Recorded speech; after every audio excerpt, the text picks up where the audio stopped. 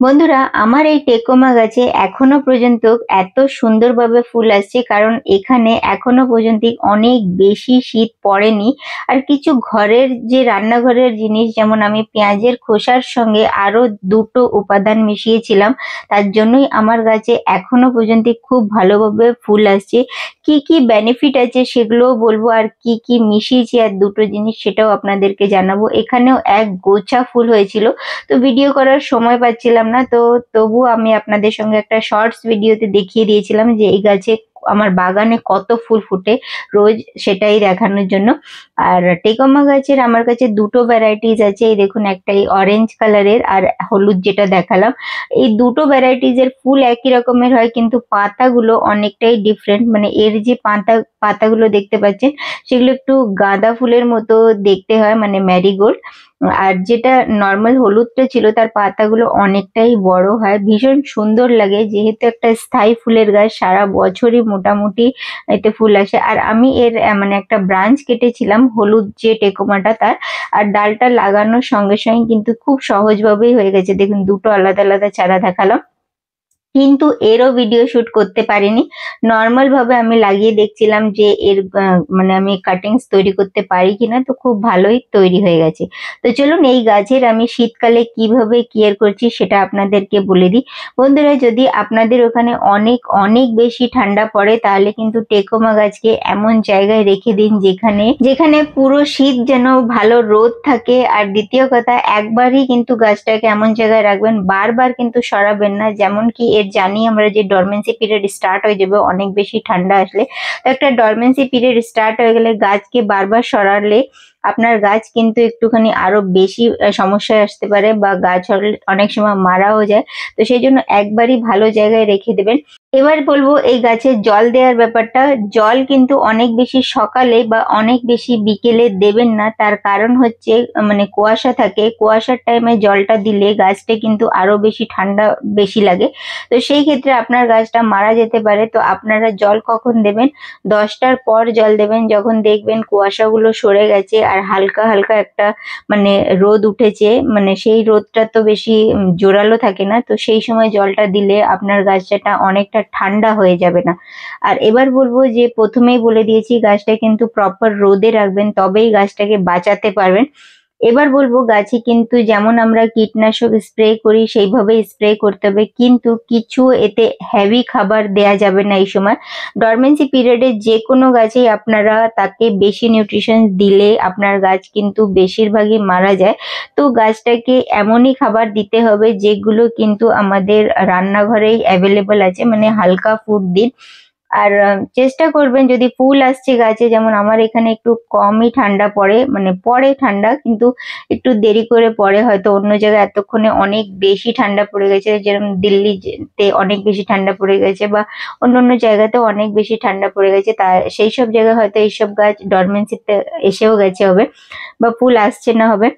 বন্ধুরা, এবার বলছি নিউট্রিশনস এর ব্যাপারটা। তো এখানে যে তরল সারটা তৈরি করব সেটা আমি করব পেঁয়াজের খোসা দিয়ে। তো এখানে আমি 1 মুঠো মতো পেঁয়াজের খোসা নিয়ে নিচ্ছি, মানে 7 থেকে 8টা পেঁয়াজের খোসা হবে। আপনারা বেশি যদি পাচ্ছেন আপনাদের রান্নাঘরে তাহলে বেশি নিয়ে নেবেন, যদি কম পাচ্ছেন তো একটু কম হলেও হয়ে যাবে। তো যাই হোক, এখানে আমি একটা এরকম কৌটো নিয়ে নিচ্ছি যেটা ঢাকনা থাকা দরকার। আর এই পেঁয়াজের খোসার মধ্যে কিন্তু পটাশিয়াম থাকে, ক্যালসিয়াম থাকে, নাইট্রোজেন থাকে আর সালফার থাকে। তো আমাদের গাছের ওভারঅল গ্রোথ তো হয় সালফার থাকার জন্য, কিন্তু ক্লোরোসিস খুব ভালোভাবে হয়, যেটার জন্য আমাদের গাছের খাবারটা খুব ভালোভাবে তৈরি করতে পারে, মানে সালোক সংশ্লেষটা খুব ভালো হয়, তো গাছের ওভারঅল গ্রোথটা খুব ভালো করে ফেলে।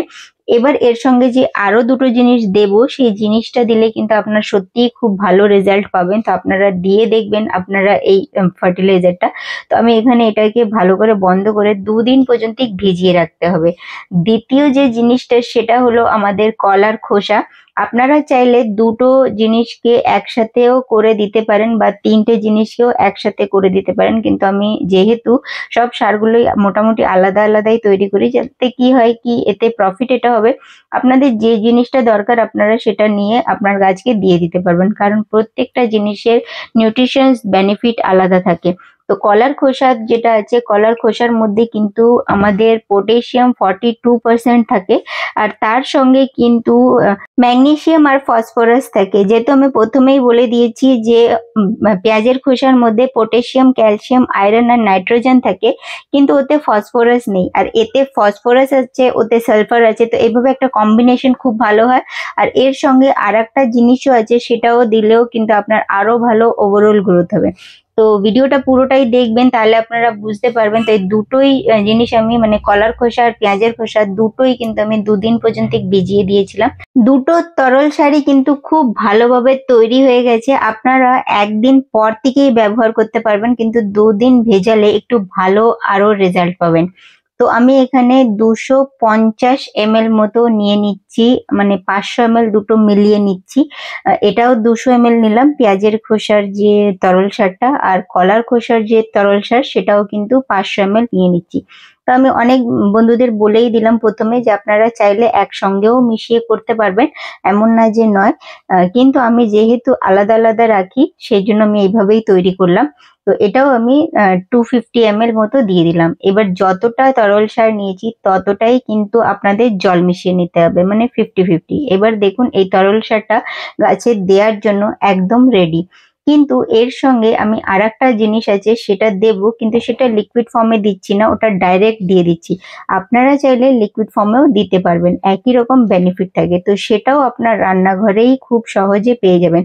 যেহেতু নাইট্রোজেন একটু ভালো দিতে হয় গাছকে, তো সেই জন্য আপনারা চাইলে, আমি এখানে যেটা দিচ্ছি একটু ভালো করে মাটিটাকে খুঁচে নেব। আর চা পাতা, মানে আমি একদম যেটা নতুন কেনা থাকে সেটা ব্যবহার করছি, তো 1 চামচ মতো দিচ্ছি। যদি আপনারা ইউজ বা ব্যবহার করা মানে চা তৈরি করার পরে ব্যবহার করছেন গাছে, তাহলে 2 চামচ মতন দেবেন 8 ইঞ্চি টবের জন্য।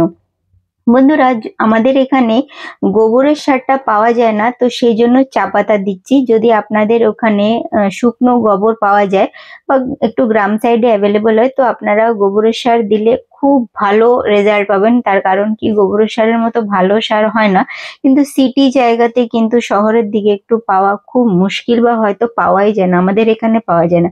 এবার যতটা তরল সার আপনার গাছ নিতে পারবে ততটা দিয়ে দেবেন, মানে 200 ml নিক বা 250 ml নিক বা 300 ml নিক, আপনারা দিয়ে দেবেন।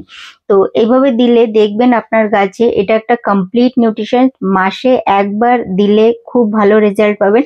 আপনারা দুবারও অ্যাপ্লাই করতে পারবেন, তার কারণ কি, এটা মানে পুরোপুরি জৈব সার। এই তরল সারটা আপনারা জবা গাছে, গোলাপ গাছে, সব গাছেই অ্যাপ্লাই করতে পারবেন, বা চা পাতাটাও দিতে পারবেন এইভাবে। তো এটাই ছিল আমার আজকের ভিডিও। যদি ভিডিওটা আপনাদের ভালো লেগে থাকে তাহলে আপনারা লাইক আর শেয়ার করা একদম ভুলবেন না। আর যদি আপনারা আমার চ্যানেলে নতুন ভিজিট করছেন তাহলে চ্যানেলটাকে সাবস্ক্রাইব করে বেল আইকনটাকেও টিপে দিন, তাহলে আপনারা আমার এই ধরনের ভিডিও সবার আগে দেখতে পাবেন। আর ভিডিওটা দেখার জন্য ধন্যবাদ।